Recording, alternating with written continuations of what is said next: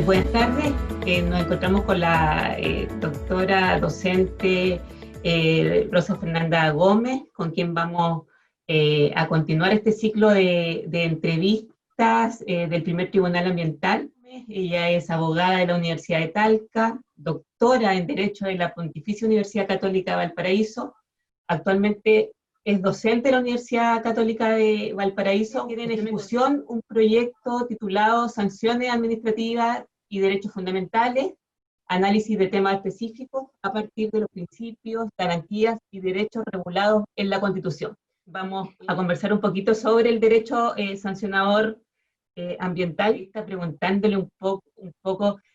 si podemos o no decir, si podemos o no hablar que la potestad sancionadora de la administración del Estado en materia ambiental es precisamente una manifestación de la importancia que tiene la protección ambiental para nuestro país. Sí, bueno, en primer lugar, muchas gracias por la presentación. También quiero agradecer la invitación a formar parte de estas entrevistas, en la cual me siento muy honrada. Para mí es un agrado concurrir a las invitaciones que efectúa el Tribunal Ambiental, a quien, bueno, en general trabajan allí colegas a los cuales tengo mucha estima, así que para mí es un honor que me hayan considerado para este ciclo de actividades. En cuanto a su pregunta, bueno, hay que entender que la potestad administrativa sancionadora en general se constituye como una herramienta para poder garantizar bienes jurídicos, y en este sentido son bienes jurídicos de carácter superindividual que atañen a un número importante de personas. Acá el bien jurídico protegido es el medio ambiente, y bueno, y toda la repercusión que eso tiene. El medio ambiente nos permite vivir en un medio ambiente libre de contaminación, mantener nuestra salud, también mantener espacios comunes, con aire puro. Entonces, en definitiva acá, el poder punitivo que en su momento tenía la antigua institucionalidad en materia de medio ambiente resultaba ciertamente insuficiente para poder acudir, en definitiva, en la defensa de este bien jurídico de carácter superindividual o colectivo. Y desde esta perspectiva, la nueva institucionalidad lo que busca precisamente es un poco descongestionar el cúmulo de competencias que tenía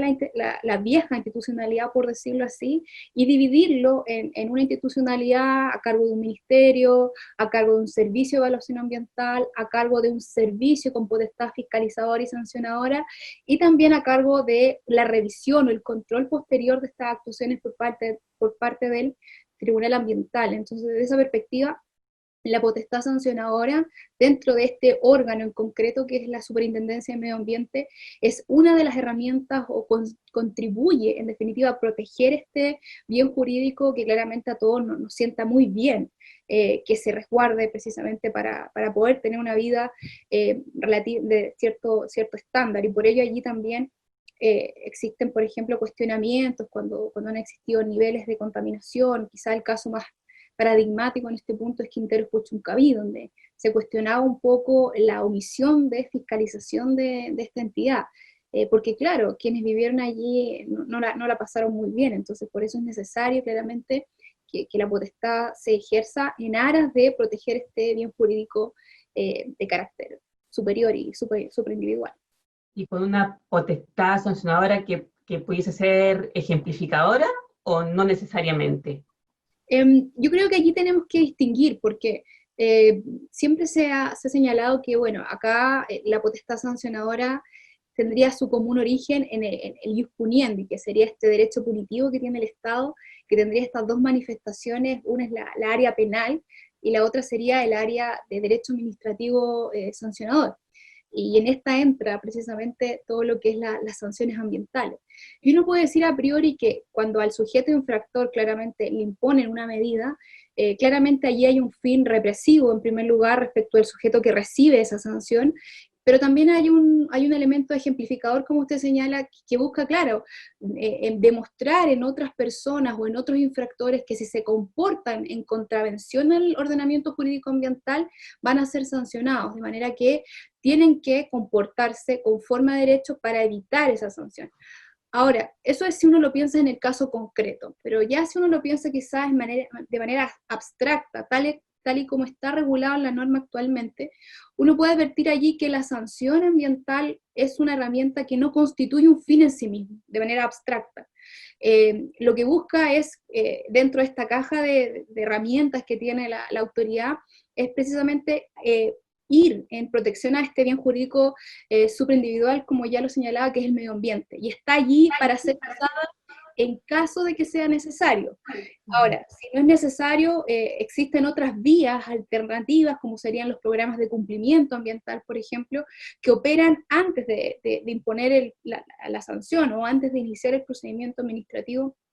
sancionador, porque precisamente lo que le interesa a la institucionalidad ambiental es proteger primero el medio ambiente. Y luego, si estos mecanismos a priori no funcionan, no son efectivos, y el infractor sigue siendo poco displicente o no tiene la convicción de orientar su comportamiento conforme a derecho, luego allí la autoridad claramente va a instruir el procedimiento sancionador porque ya es la última ratio, por decirlo así, a nivel administrativo. Esto es sin perjuicio quizás de la discusión que actualmente existe en el Parlamento respecto de los delitos ambientales. ¿Ya? Porque, claro, pareciera ser que las herramientas de derecho administrativo, no obstante ser intensas las multas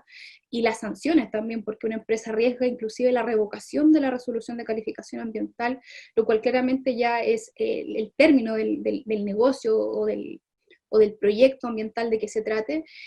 pareciera ser que la sanción penal también es una medida que puede ser eficiente y que sin duda lo es para precisamente ir encaminada a proteger este bien jurídico.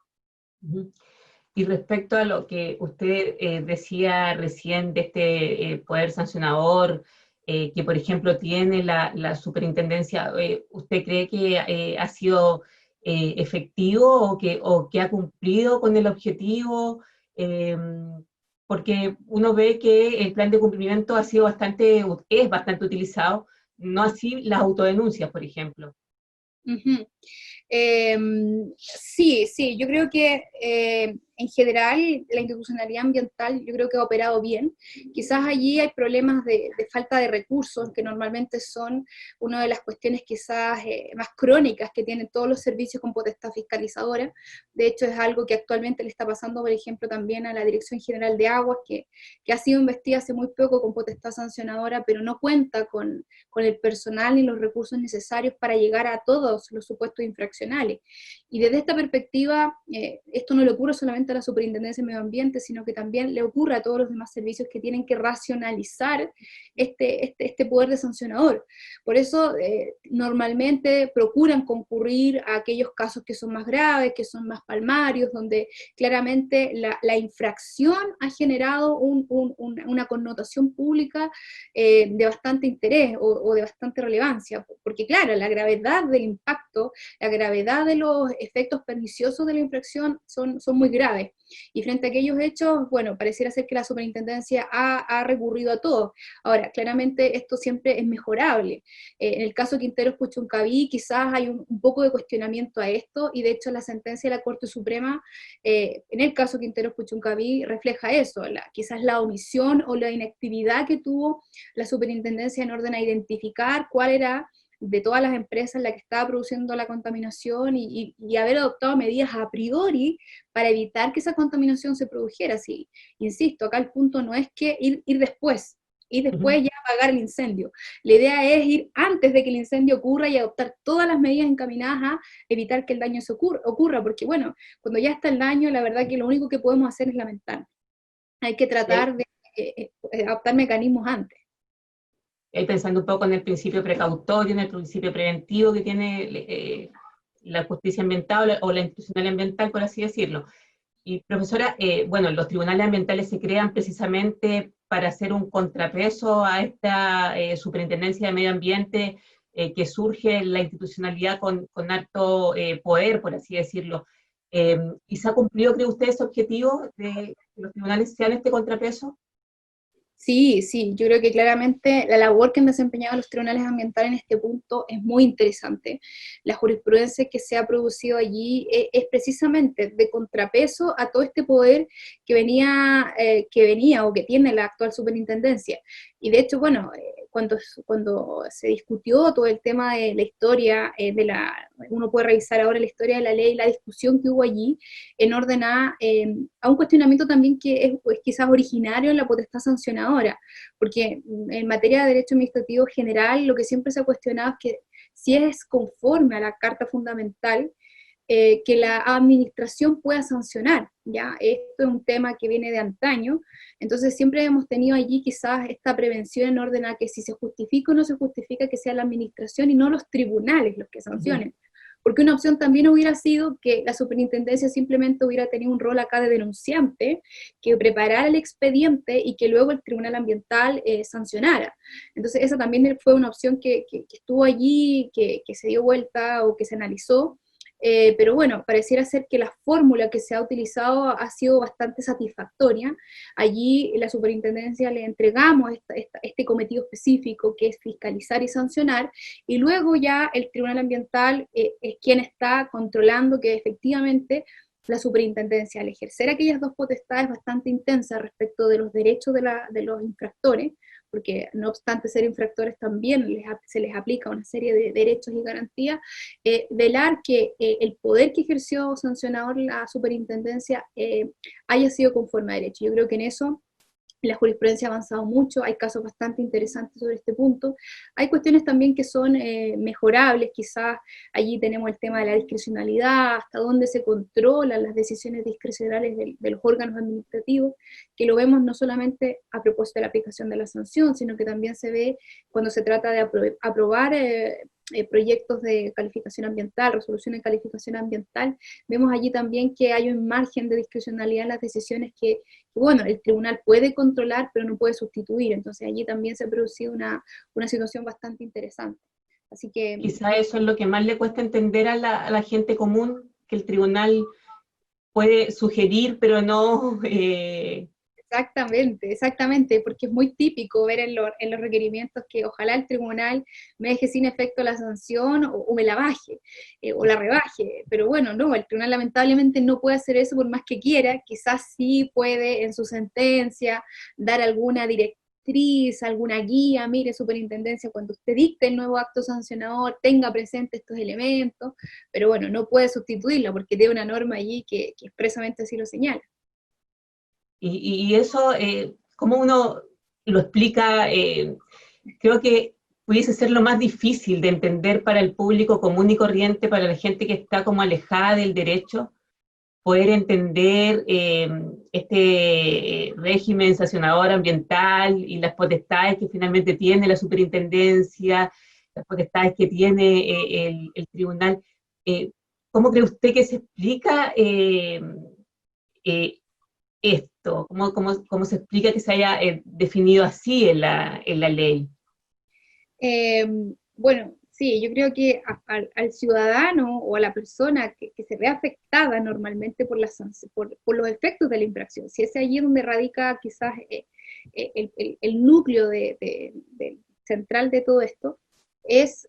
bueno, entender qué rol o qué participación van a tener ellos dentro de este juego de ejercicio de poderes, porque claro, ellos quizás ven muy ajeno que allí hay un órgano que se llama tribunal, o allí hay un órgano que se llama superintendencia, y que van a ser ellos los actores, entre comillas, los principales actores de esta discusión. Pero yo creo que en el último tiempo, y pasa mucho cuando se trata de bienes jurídicos de carácter superindividual, pasa en materia urbanística y pasa en materia ambiental, donde vemos que los actores o los terceros, o las personas, como dice usted, comunes y corrientes, no se ven ajenos a esta relación que se establece entre este tribunal y entre la administración y quieren intervenir. Y de hecho yo creo que hemos advertido cómo desde el inicio de esta institucionalidad ambiental, los terceros han intentado intervenir con mucha intensidad. Los terceros que eventualmente van a ser afectados por los efectos de un proyecto ambiental, o también los que son afectados por las consecuencias o las infracciones que genera un proyecto que ya está en ciernes, que ya está ejecutándose. Y allí también han tenido mucha intervención las comunidades indígenas, que también se han visto afectadas. Entonces uno ve cómo acá intervienen no solamente cuando denuncian, y de hecho si uno tuviera que revisar cómo ha tomado conocimiento la superintendencia de una infracción, advierte que en la mayoría o en un alto porcentaje de los casos, la superintendencia ha tomado conocimiento por denuncias de la comunidad que está afectada por la infracción. Entonces vemos allí que hay un rol activo que nace con la denuncia, pero que también luego se sigue manifestando en el procedimiento sancionador, luego cuando impugnan, por ejemplo, el programa de cumplimiento porque dicen que no se adoptaron todas las medidas adecuadas, o cuando se impugna inclusive la sanción, a veces también se han impugnado las sanciones, y luego también recurren a los tribunales ambientales, como pasó en el caso de Pascualama, que quizás ha sido uno de los casos más emblemáticos del último tiempo. Entonces, vemos allí que tenemos a una ciudadanía que está bastante activa en este tema, y bastante activa porque en muchos casos les afecta directamente la contaminación ambiental o los efectos de los incumplimientos ambientales, pero también la vemos muy activa porque están comprometidos con el medio ambiente. Entonces allí vemos muchas ONG o muchas comunidades que precisamente se agrupan para poder combatir estas infracciones a la normativa ambiental. Entonces, yo creo que aun cuando sea complejo jurídicamente de poder entender cómo se traban estas relaciones o cómo se ejercen estas potestades, ellos tienen muy claro que son titulares de derechos, que son titulares de intereses, tanto individuales como colectivos, y tienen y saben que los pueden hacer valer hasta esta instancia, y que, insisto, han tenido asidero y han sido así recogidas por la propia ley, que permite que ellos participen. Ahora también uno debiera explicar que hay garantías para ambos, no solo garantías para la comunidad, sino también para la empresa, o sea, son ambos lados los que la ley está obviamente garantizando. Claro, o sea, allí normalmente, y esto yo creo que es lo interesante quizás de lo que ocurre en materia ambiental, que todo lo que se ha construido para el derecho administrativo sancionador en general está pensando en el infractor, siempre está pensando en el infractor, en que él tenga, que se le notifiquen los cargos, en que él pueda presentar pruebas, en que él pueda impugnar la decisión ante un órgano jurisdiccional. Siempre estamos pensando en las garantías que él tiene, el derecho a no declarar contra sí mismo, por ejemplo, siempre pensamos en el infractor. Entonces acá aparece un actor un poco extraño a este conjunto de garantías y principios que se han establecido, que es el interesado. Entonces, él aparece como un ente ajeno a esta, insisto, a esta relación entre la administración y el infractor, y que claramente, si no están claras las reglas de intervención, pueden alterar esto. Entonces, por ejemplo, quizás esto es un supuesto quizás bastante extralimitado o exagerado, por decirlo así. Si tenemos una relación entre una empresa que es infractora y que está siendo sancionada por la superintendencia, pero de pronto aparecen 100 interesados, cada uno queriendo reclamar en el procedimiento que lo sancionen a 20, a 30, a 50 UTM, a otro que lo revoquen. Entonces la pregunta es allí, ¿cómo nosotros manejamos esta situación? Porque sí, le reconocemos que estos terceros interesados pueden participar, pero también tenemos que equilibrar los derechos de estos terceros con los derechos que tiene el infractor, porque para él ya es difícil defenderse en algunos casos, en otros no, cuando son grandes empresas quizás están más preparadas para defenderse, pero en otros casos tenemos, por ejemplo, los típicos ruidos molestos, donde son casos menos populares, por decirlo así, o glamurosos, que no aparecen en los diarios, pero igual tenemos a esa persona que pueden tener 100 o quizás más sujetos terceros interesados que quieren intervenir en ese procedimiento. Entonces ya no solamente tiene que defenderse de la administración que lo va a sancionar, sino que también, entre comillas, de levantar todas las denuncias o acusaciones que hayan sido formuladas por estos otros. Entonces ya no es una sola defensa única, sino que se multiplica esto. Y que eso además puede jugar en contra, insisto, si no lo tenemos regulado. Yo acá no estoy diciendo que no participen los terceros, lo que yo sostengo es que tiene que haber una intervención y que así está contemplado la ley por lo demás, pero que debe ser equilibrada y ojalá regulada. Entonces, claro, eso nos puede inclusive dilatar el procedimiento. Entonces ya en lugar de haber sancionado en un año, puede que esto se dilate a 2, 3, y al final el fin que persigue el procedimiento quizás de represión o de prevención general, este fin ejemplificador, se pierde. Ya sancionar luego de 5 o 6 años, cuando ya todos olvidamos por qué surgió el problema. Tendríamos que hacer otra entrevista para hablar de los terceros interesados o de los legitimados activos en este tema que también es un tremendo tema. Pero, profesora, para no abusar de su tiempo y por último, preguntarle ve usted la justicia ambiental luego de la creación de los tribunales ambientales en el país? A ver, simplemente yo creo destacar que ha sido un aspecto muy positivo, muy valorable, que tiene harto camino por delante, sí, vamos que sí, porque quizás algo que se necesitaría o quizás de lo que se puede encaminar a futuro es a que exista una mayor representatividad a nivel nacional, o sea, somos un país muy, muy largo y a veces esto complica un poco recurrir a los tribunales. Yo creo que el hecho de que exista uno en cada gran macrozona del país intenta un poco acercar esta justicia a las personas, pero claro, es parte de quizás los desafíos a futuro del tema, pero yo creo que contar con un tribunal, y de hecho cuando uno va afuera y explica la existencia de estos tribunales contenciosos especiales y además explica la integración que tienen, eh, es muy bien valorado internacionalmente, porque sabemos que la decisión allí no es una decisión que solamente viene de la voz de juristas, que muchas veces, bueno, nosotros, pues, yo creo que como toda persona somos capaces de entender los temas, pero claro, el hecho de que tenga a una persona que también es científico y es especialista en otras disciplinas, hace que la mirada para resolver el conflicto sea más holística y ya no sea quizás tan sesgada como a veces ocurre con las decisiones que son solamente tomadas por abogados. Entonces, ese yo creo que es uno de los componentes quizás más valorables que tiene el tribunal, esta integración, este funcionamiento interdisciplinario, es una de las cuestiones a las cuales tenemos que avanzar quizás también